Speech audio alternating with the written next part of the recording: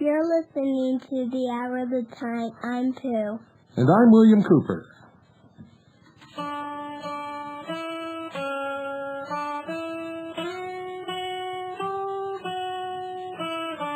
Pledge allegiance to the flag of the United States of America and to the republic for which it stands, one nation, under God, indivisible, with liberty and justice for all.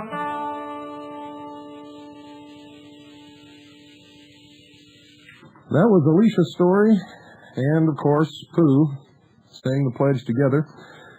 And it was a little discombobulated because that's the first time that it's been done. Alicia made a tape with her father playing the guitar of the Pledge of Allegiance and sent it to us, and so that she and Pooh could say the pledge together. What do you think about that? Yeah. You like that? Yeah. Did you see the picture of Alicia? Yeah. Isn't she a beautiful little girl? Yeah. Thank you very much. You're welcome. See you later, alligator. Okay.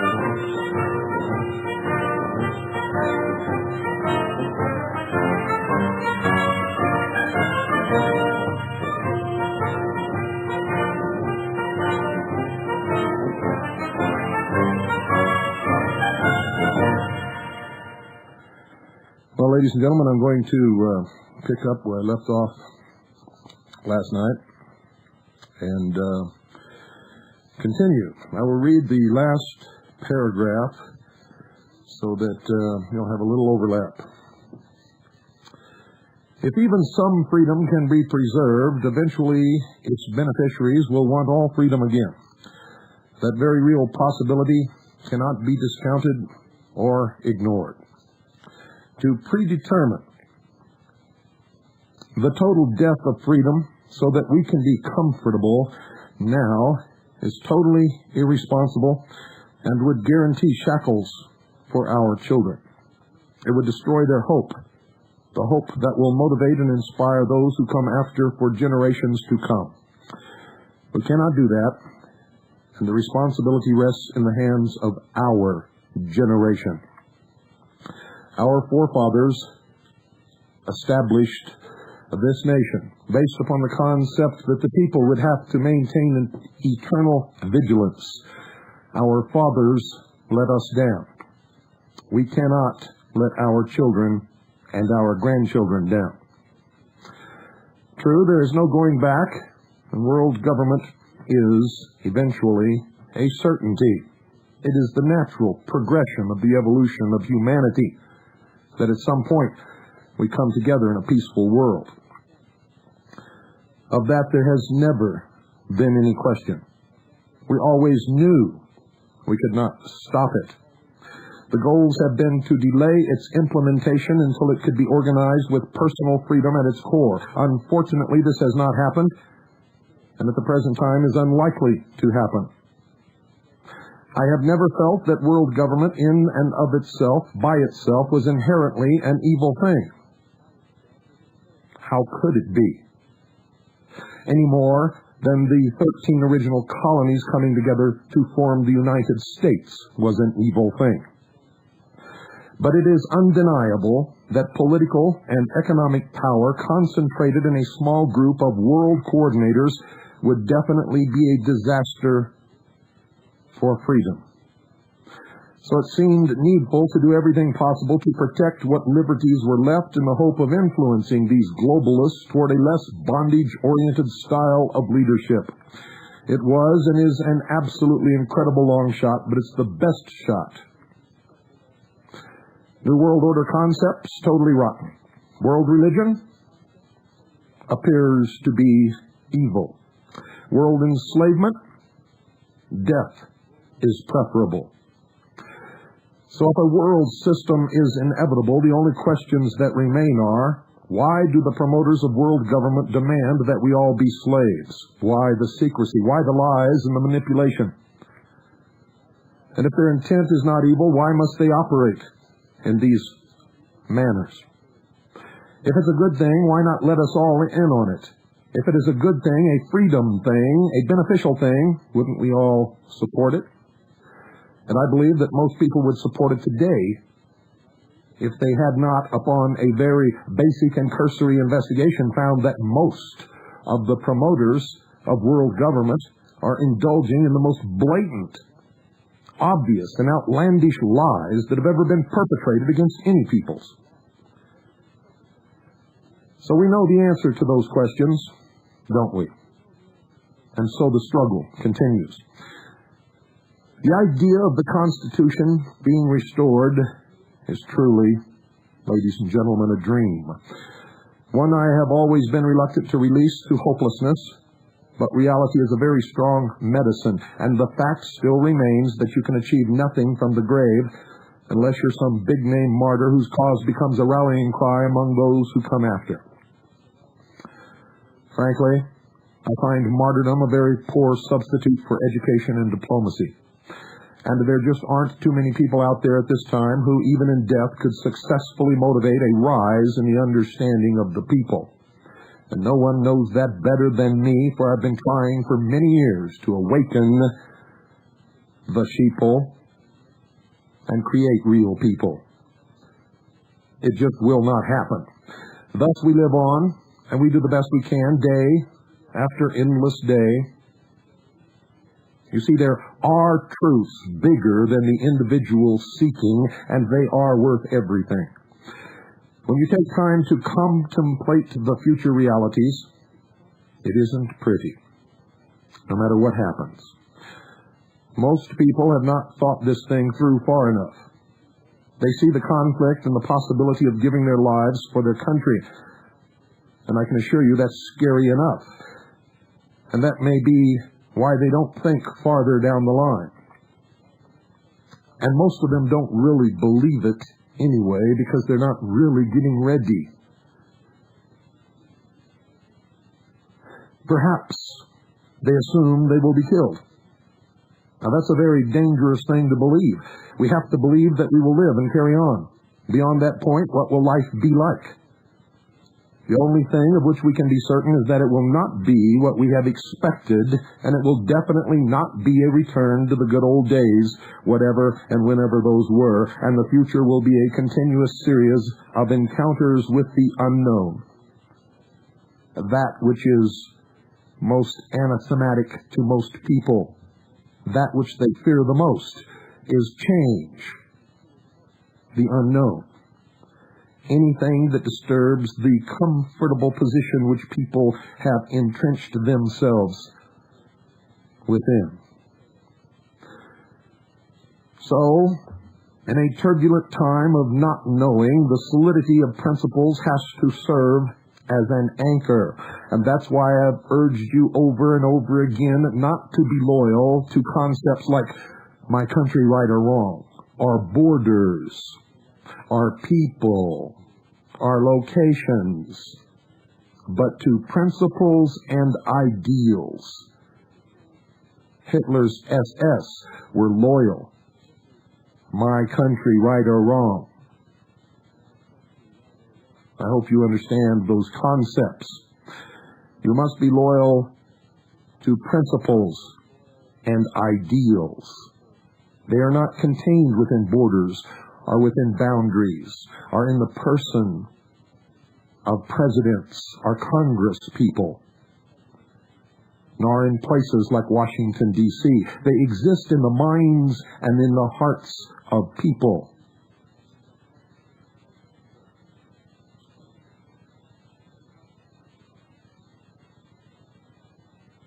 And people have to decide what those principles are and what they're going to do about them. And I'll say this again. A man or woman without principles for which they are ready and willing to die for at any given moment, that they are called upon to do so, are already dead and are of no use or consequence to anyone, not even themselves. You see, for the most part, most Americans in this century have been living in fantasy land.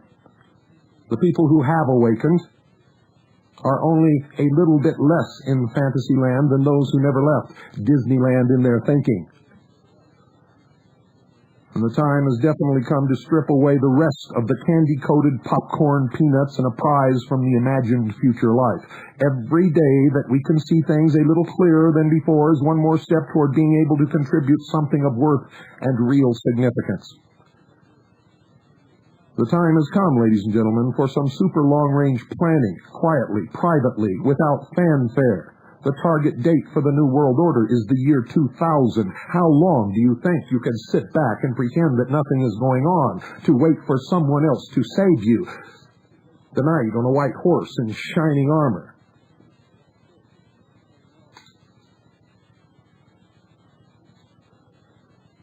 We must exercise power where we still have it, and for the most part, that is at the state and local level. We must take strong stands on the issues which threaten individual freedoms and continue the support in those areas, especially Second Amendment guaranteed rights. And if you did your job in your city, in your county, and in your state, you would not have to worry about the national level. Of that I can assure you. And pay close attention to this. The citizens' resistance movement must be implemented, organized, and established while there is still time. Militias cannot operate. A guerrilla war cannot be waged without the support of a strong civilian resistance movement. We should plan meetings to address this issue and establish plans of action. Everyone, no matter how old they are, no matter what their physical condition, can participate in resistance. That time is here, and it is much easier to establish those things before you need them than to try to do it under duress, under an atmosphere of suspicion and fear. On the state and local level, we must start moving toward issues of greater visibility and publicity, discussion groups, newsletters, political activism on local level, visible militias drilling in public, public relations officers speaking to the press often and frequently and writing stories and submitting them for publication. Militia representatives speaking at public organizations, at universities, at colleges, at town hall meetings, at city council meetings, at county supervisor meetings, in the State House, at state fairs, to the Boy Scouts, to the Girl Scouts, wherever you can muster an audience. All of these things should be organized and implemented without delay, because there is no time left. We can take victories and turn them into major issues. There is no such thing as a small victory. And every exposed treason must become a matter of supreme controversy, for there are no small treasons. And every liberty which we can keep or regain must be extolled. Freedom must ring out across the land. There are no insignificant or expendable freedoms. The human race has spent its entire existence to reach the point culminating in the formation of this great nation. Our tactics may have to undergo some revisions for the present moment, but it is with a view to a greater good, the preservation of liberty beyond the years of our own lives. It will be very wise to think farther down the line, to sift away the chaff, to clean up the ranks, and to prepare for something different than we may at first have anticipated. If you are associated with racists, bigots, or reactionaries of any kind, have no further company with them. Period. Patriots and militia units cannot be seen or perceived as radical. They cannot be perceived as racist, as bigots, as reactionaries, or as terrorists, and they must stay as close to a moderate line as is humanly possible under the circumstances. If you are constantly being caught up in controversies over little overall importance, and you run yourself ragged in matters of little or no profit to our future, reconsider how your energies are spent and reprioritize your time. Disconnect from patriot information networks where you have experienced mostly disinformation, lies, and outright total deception. And that is most of those networks, I can assure you, save a small percentage that for the most part refrain from that type of behavior. And you all know who these networks are and where these things originate from.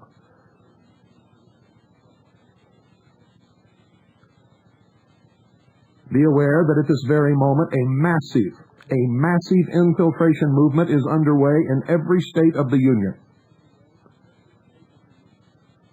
The ambition is the destruction of the militias from within. Do not ever discuss militia matters outside of your group or to new members until they have proven themselves. And every militia organization must have a method of investigating the background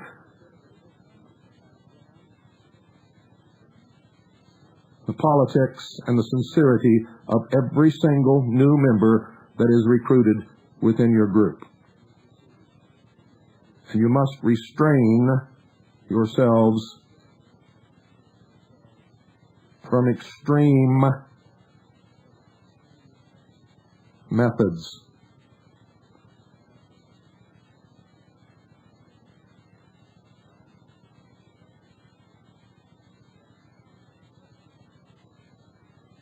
If you have some big mouths in your group, people who cannot keep their mouths shut, or troublemakers, or people who cannot follow orders, get rid of them now, before they can cause you trouble, which can result in the destruction of your organization. If you have leaders whose information to you has been questionable, who promote rumors, who even unintentionally put the militia at risk by causing mad scrambles and panic, disassociate yourselves without delay and reform as a new unit.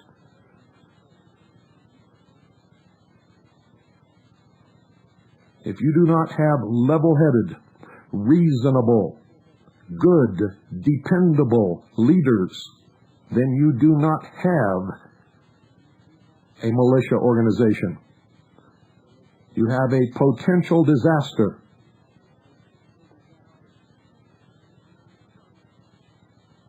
You can still function as a militia in your area. The smaller and more compact the group, the greater our safety and survival, and the better you can maneuver and function if and when the time ever calls for that to happen. We can do more good when we can trust the people in our group than we can if we find ourselves constantly questioning somebody's motives of sources of information. One of the biggest complaints of new members of the intelligence service is that they spend months, and in some cases even as long as a year, before they are actually utilized to any potential, while they are being completely investigated and tested.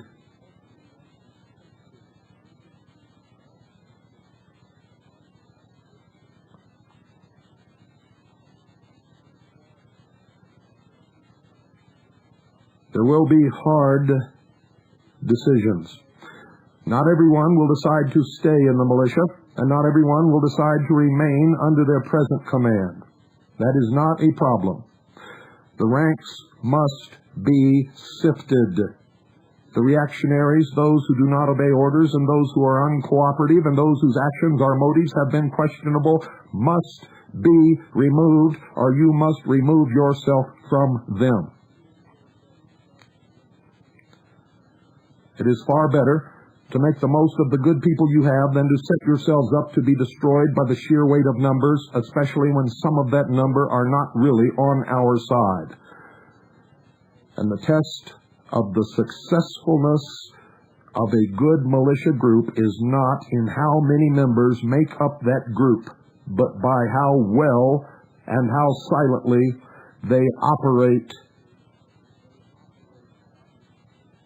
to realize our ends, and that is the preservation of freedom and liberty.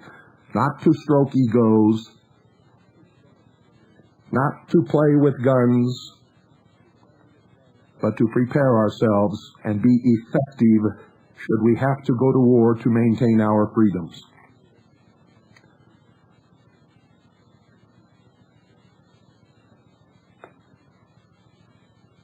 The time of second chances, ladies and gentlemen, is over.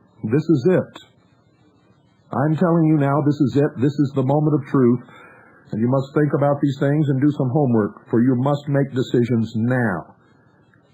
In 4 years, we reach the target date for the completed formation of the New World Order. As I have informed you previously, I do not believe that date is any longer viable because of the resistance which it has met.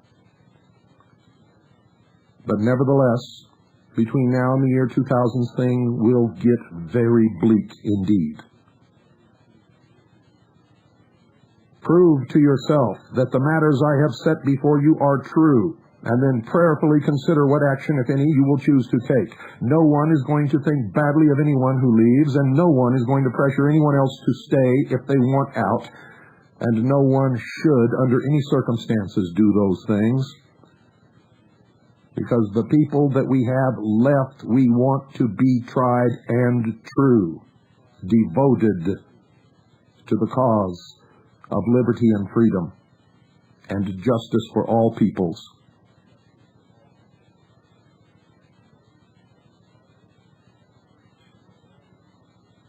It is true that this is an unhappy moment for us all, but our survival and the survival of freedom depends upon serious consideration and action upon all that I have disclosed to you over the last 3 broadcasts.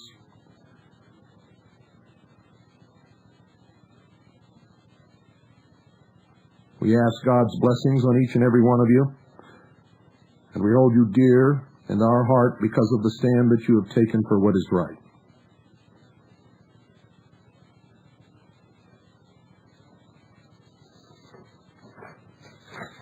A copy of this communique will be distributed through the station chiefs of the intelligence service to any and all militias with which they are in contact. And that's a lot more than you can even dream of.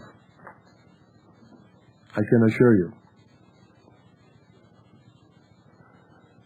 What you have seen on television that supposedly constitutes the militias, ladies and gentlemen, is in reality, except for the militia of Michigan, is nowhere near the real militia or the numbers of the real militia.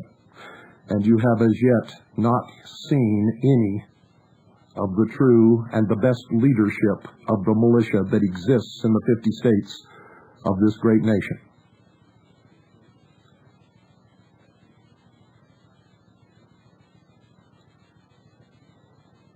The militia does not operate out of Montana, out of a room where 7 guys sit around and sell stuff to people across the nation and distribute disinformation by the bushel basketful.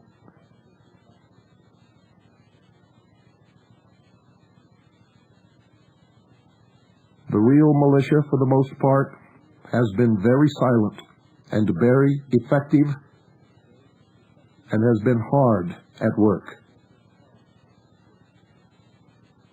And ladies and gentlemen, when I say hard at work, you have no concept of what I am speaking about.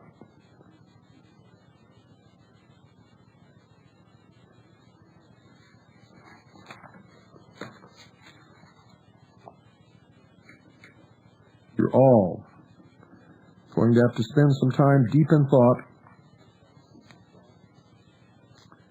and you're going to all have to begin to deal with the reality of the situation. Pop the bubbles.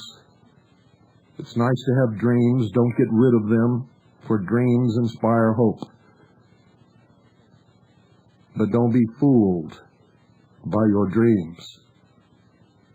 For if the dreams are to be realized, there is much suffering and much hard work and many hardships between now and the realization of those dreams.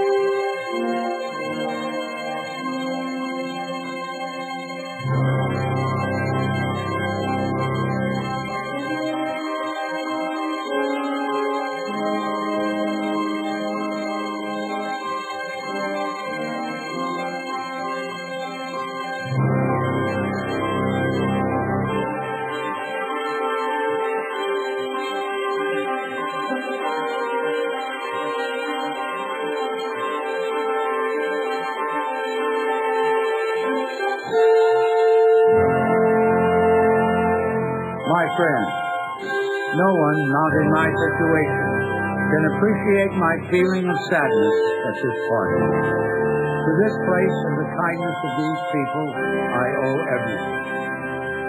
Here I have lived a quarter of a century, and have passed from a young to an old man. Here my children have been born, and one is buried. I now leave, not knowing when or whether ever I may return, with a task before me greater than that which rested upon Washington.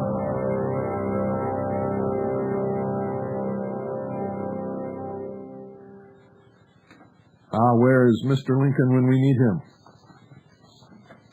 Does anybody know? I want to thank all of you for the cards and the letters and the faxes, wishing me a speedy recovery. And I want to assure you that the worst is over. My lungs are clear now. But I am not well. I am violating to the max the doctor's orders. And I'm sure if he knew that I were doing these broadcasts, he would be livid with rage. But I could no more not do these broadcasts than I could stop breathing.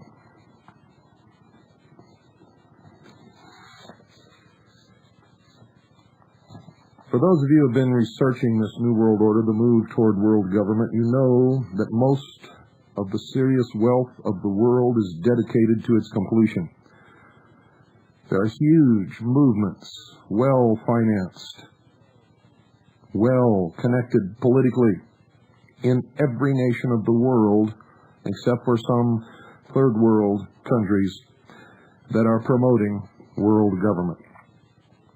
There are just a few in opposition, mostly here in the United States of America. Canada has fallen. Great Britain has fallen. Australia has fallen. All of the member nations of the European Commonwealth have fallen. Russia may become in opposition. But if they do, it will not bode well for us, I can assure you.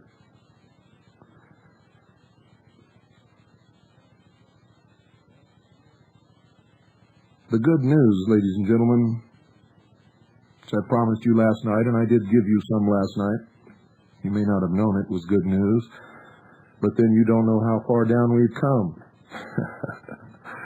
And if you did, I assure you that a lot of what you heard last night would have been considered good news. It has only taken 5% or less of any given population to affect real change, and in some cases, one single person has done it by the sheer effort of that person's will alone.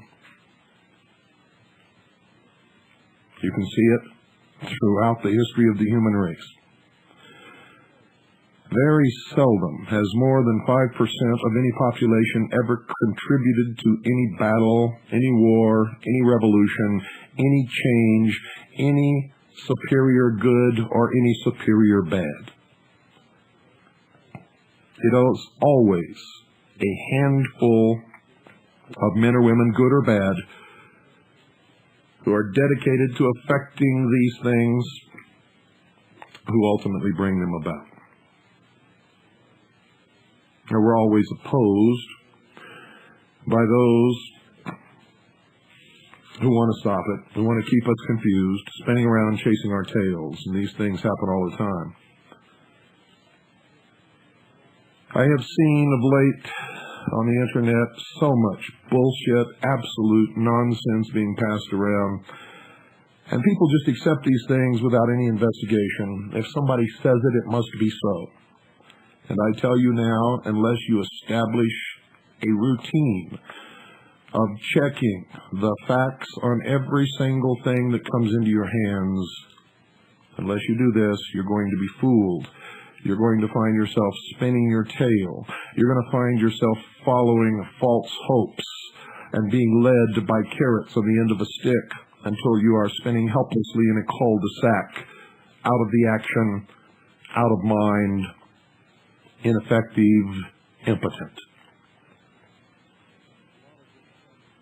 A lot of this comes from publications that for some reason or another you think you must trust. One of these publications is Soldier of Fortune magazine, which is a part of what we here at the Intelligence Service call Project Trojan Horse. It is the same organization from which Bo Gritz sprang. You see, if you've studied his spike program, and if you have seen the emblem of his spike program, you know that it also is an obelisk, very cleverly disguised as a dagger standing on its hilt. But nevertheless, an obelisk. And if you want to take it further and compare the emblem of the spike training program to the logo of the Luxor Hotel in Las Vegas, you will see uncanny resemblance.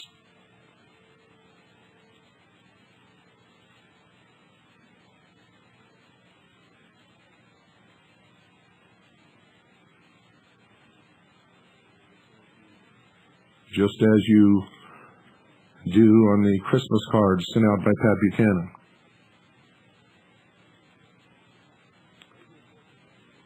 Soldier of Fortune magazine is a disinformation and a name-gathering project to find those leaders who are adept at the science of war so that they can, when the time comes, be rounded up and taken out very quickly and very easily.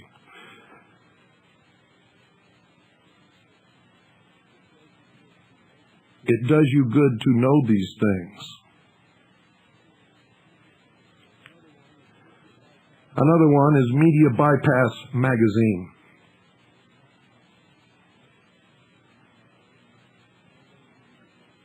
And I'm going to give you just one example. I could take that issue by issue and rip it apart, factually.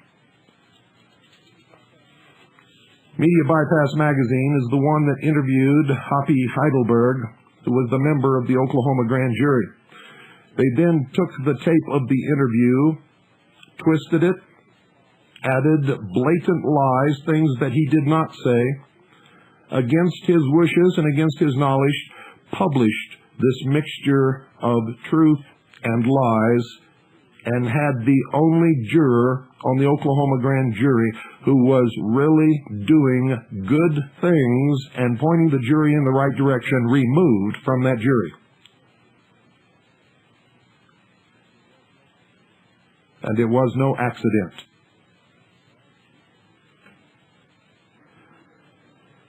Recently, they ran an article called The Still Before the Storm by James Norman, the December 1995 issue of Media Bypass Magazine. The subject, U.S. government is about to fall. And that's the biggest crock of bullshit I've heard in so long. No matter what happens, the U.S. government will not fall. And I'm going to go through this and show you how easily you've been misled. I have seen at least 200 copies of this spread all over the internet, and where there are 200 copies that I can easily find, there must be 6,000 permeating almost every segment of the internet that there is. I'm going to skip the first paragraph because it's ambiguous baloney. The second paragraph starts, but don't be lulled by the mainstream media, which has been hard at work poo-pooing these corruption charges and doubts about the official suicide of former White House Deputy Counsel Vincent W. Foster. This is just the eerie still before a storm. A hurricane lurks just over the horizon. Thunderheads are gathering and looming darker. Distant lightning can be seen but not yet heard. Straws are starting to blow in the wind. This government may be on the threshold of upheaval unprecedented since the Civil War. That is the cryptic message coming from multiple well-connected sources close to the intelligence community who say big things are quietly afoot that could fundamentally shuffle this country's political deck, and that may be just fine with Speaker of the House Newt Gingrich, Republican, Georgia, who sources say is quietly maneuvering to use this impending turmoil not just to re-engineer government, but to purge both political parties and effect what amounts to a bloodless coup d'etat. Swept away will be not only a raft of big-name Democratic senators and congressmen, but also many prominent old-line Republicans who have been feeding at the trowel of corruption for years. It won't stop with politicians either. Prominent Wall Streeters, bureaucrats, military officers, and a slew of intelligence big shots are also said to be about to take a fall. Well over 300 names are said to be involved in the scandal. Apocalypse soon, predicts P.P. Willie.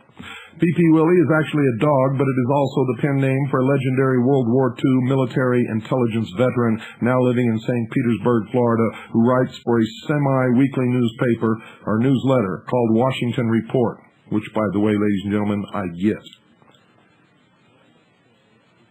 Mr. Norman says it is a pithy, irreverent capital gossip sheet with a penchant for pink paper, but it is read with considerable interest by its 5,000 subscribers, mostly in Washington and overseas, because Willie is known to be well connected within the intelligence community.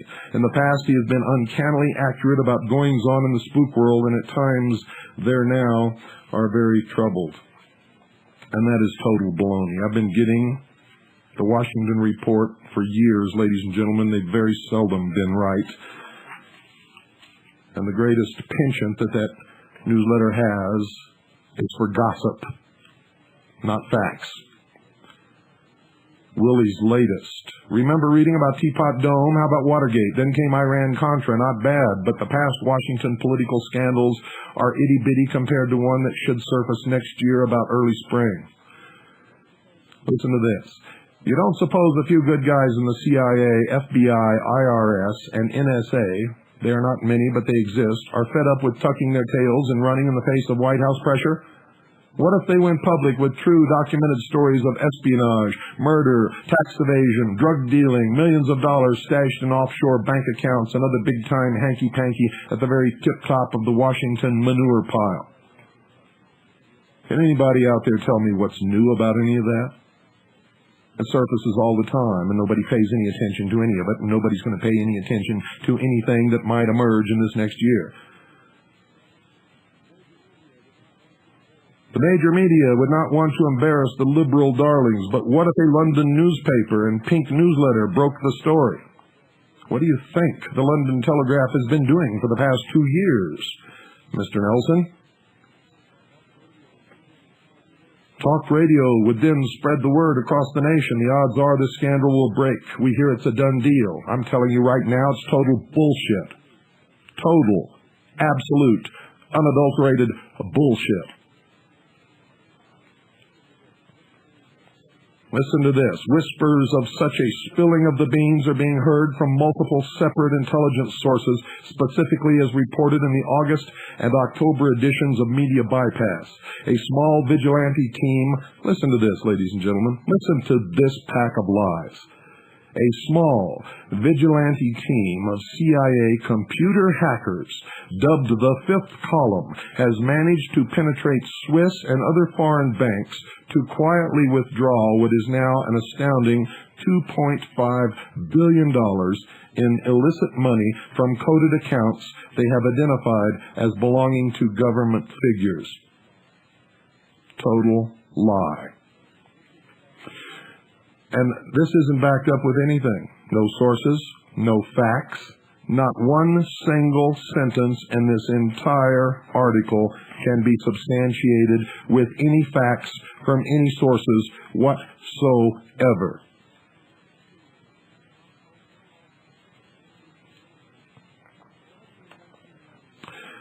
Starting in 1991, this five-man Fifth Column team has been using its own Cray supercomputer to break into foreign bank computers, download vast libraries of data, and trace this money to a wide range of illegal activities from kickbacks on drug and arms deals to insider trading profits, software piracy, and the sale of state secrets. Oh yes, don't forget tax evasion. The money has been moved to a U.S. Treasury holding account at several Federal Reserve banks, another blatant lie, escrowed for use by the CIA if and only if the CIA gets rid of its own bad apples. How could the government hide that much money, denying under Freedom of Information Act requests that it even exists? Very simply because it doesn't, ladies and gentlemen. Just ask the National Reconnaissance Office, the government's spy satellite agency, which recently fessed up to having $1.7 billion stashed in secret accounts, and that is another lie, ladies and gentlemen. It doesn't have $1.7 billion stashed anywhere. And if you don't know how the budget works with agencies and organizations, then it's easy to be scammed by articles like this.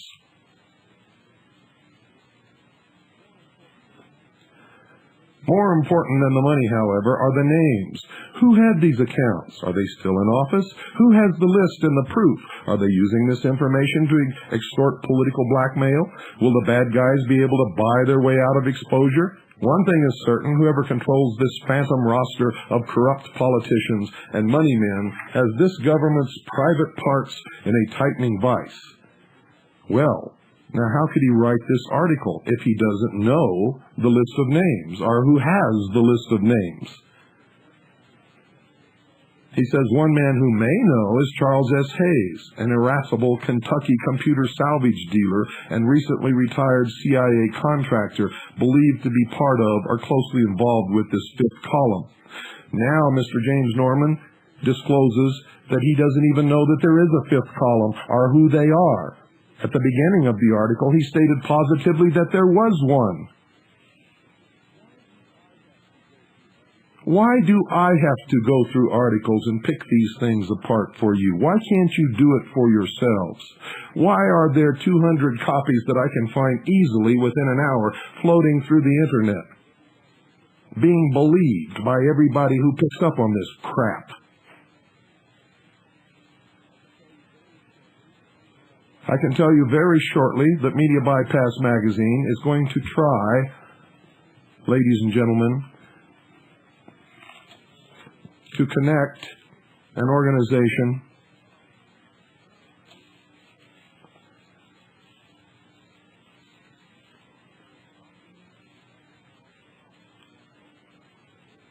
and I forgot the exact name of it, the sword to something in the arm of the covenant, or some arm of the Lord. The sword to something in the arm of the Lord. They're going to try to connect that organization with the militias in America and the Oklahoma City bombing. The particular author of that article is one Larry Myers. And it is total bullshit, but it will appear in an upcoming issue of Media Bypass Magazine.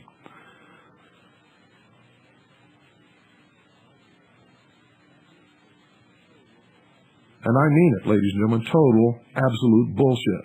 Just like this article that I'm revealing to you. Just like the hatchet job they did on Hoppy Heidelberg to get him removed from the Oklahoma grand jury.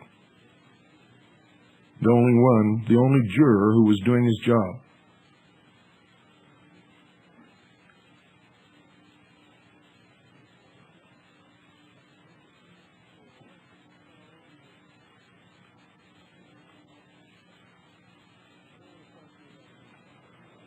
And I want to talk to you about something else. I'm not going to go through this whole article. There's about 4 pages left of it. And it's all just like what I've already given you. Total bullshit. None of it substantiated. None of it documented. None of it true. And now I'm going to talk to you about something else that many of you have fallen for. I can't for the life of me figure out what you have done with your brains. Let me give you a for instance. Close your eyes and imagine this. You are a member of the Armed Forces of the United States of America. An active duty member.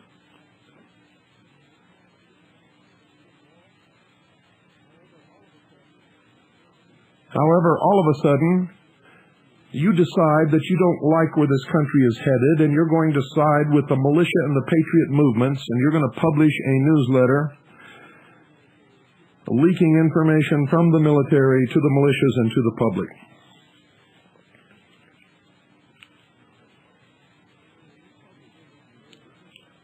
So you publish this newsletter, and you call it The Resistor. And you don't even try to hide your identity. You state that you are active duty members of the Special Forces of the United States Army.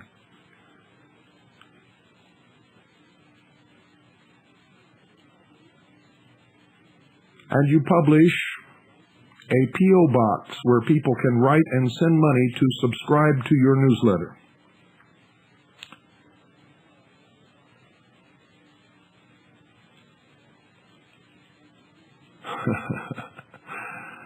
Now, I want all of you, everyone listening, tell me, how long will it take before you're caught? How long?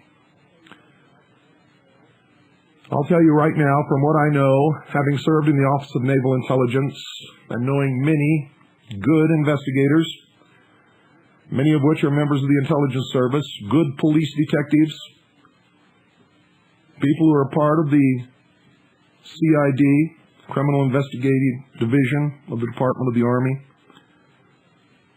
NIS, Naval Investigative Service of the United States Navy. I can tell you with complete 100% assurance, no problem whatsoever, that these people would have been found, identified, and arrested, ladies and gentlemen, put behind bars within 3 days. 3 days, that's all it would take. Now you tell me, why has that not happened? If the military is really interested in identifying these people and stopping them, why has that not happened? How can you send $20 to a P.O. box and subscribe to their clandestine underground resistor newsletter? Yet the greatest investigative organizations with the most money and the best technology in the world can't find these people.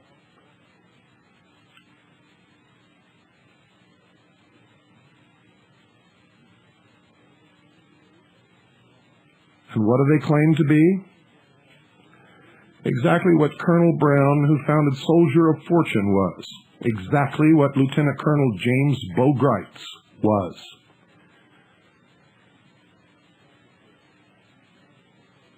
Delta Force, United States Army Special Forces, Project Trojan Horse,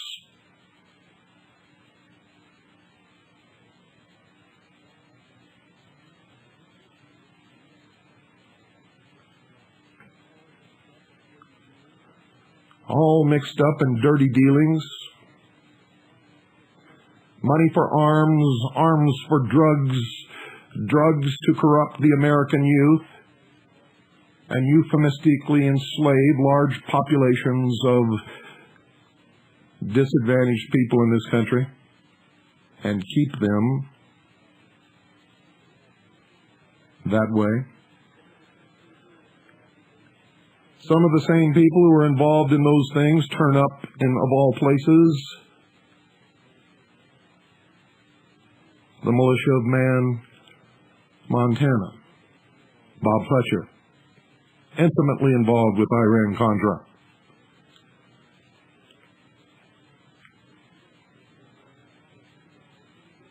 Incidentally, one of the sources of most of the disinformation that flies through the Patriot fax networks and through the so-called militias. Incidentally, they take credit for forming most of the militias across the country, and that is a lie. They have helped to form some. And why would they do that when there really is no militia of Montana? I can tell you with no hesitation and no doubt whatsoever, because we have performed a complete investigation, that the militia of Montana consists of about 5 to 7 guys and a room full of material that they sell to all the idiots across this country.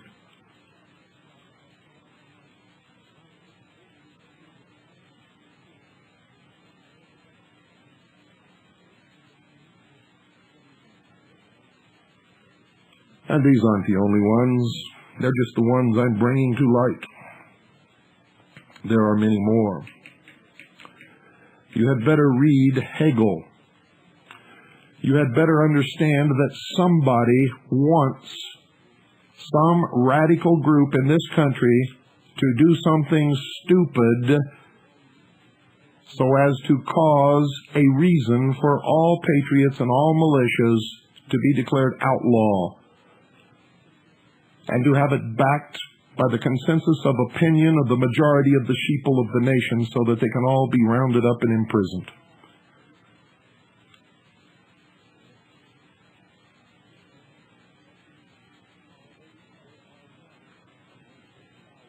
There are not hundreds of thousands of Russian military equipment in this country. There is Russian military equipment in this country at various places.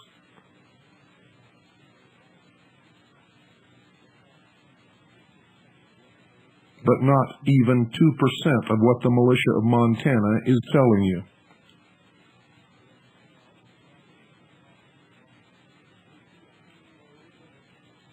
If they see a train load of 10 tanks, it becomes 500. If they see a train load of 100 tanks, it becomes 5,000. And you just suck it up all across this country. Just suck it up. I am amazed and disheartened. But thank God it is only the visible, foolish, segments of what is known as the militia that falls for this crap.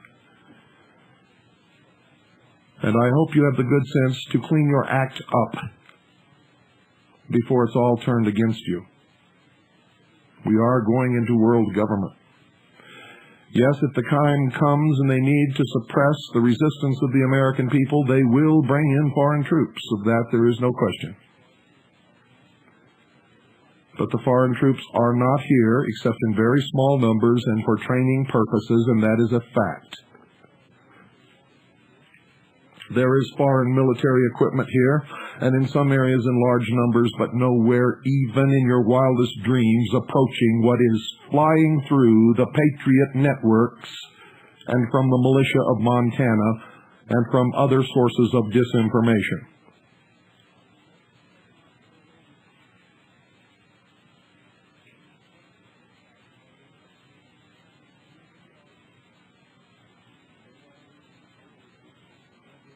For those of you who read Soldier of Fortune, you will never see or hear anything in that magazine favorable to the freedom fighters of this country. For those of you who read Media Bypass, if you believe these articles without checking and documenting whether or not every single fact that they claim to be fact is indeed fact and not disinformation, you will find yourselves chasing your tail for the rest of your life. And I can't wait to see their upcoming article written by Mr. Larry Myers condemning the militias for the Oklahoma City bombing, connecting them to this racist, ridiculous, fundamental religious group when there is no connection. Militias are not religious. Militias are not Christian. Militias are military organizations pledged to enforce the laws of the Union, suppress insurrection, and repel invasion. And if the militia group you belong to is anything other than what I have just stated, get yourself out of it and away from it. Good night, and God bless you all.